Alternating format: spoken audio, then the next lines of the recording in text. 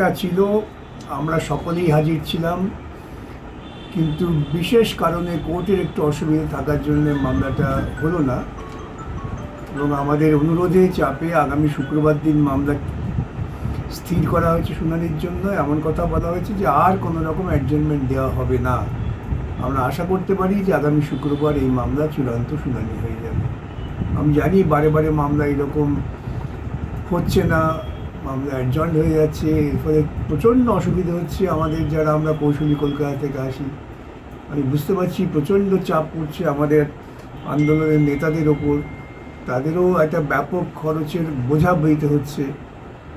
সব শ্রমিক কর্মচারী যদি ঐক্যবদ্ধ হয়ে এই মামলা চালাবার জন্য নিজেদের মধ্যে পারস্পরিক বোঝাপড়া না তৈরি করেন তাহলে খুব মুশকিল। তো যাই হোক, মামলা এখন চূড়ান্ত পর্যায়ে এসেছে, শুক্রবার দিন হয়ে যাবে, এটা আমরা আশা করছি।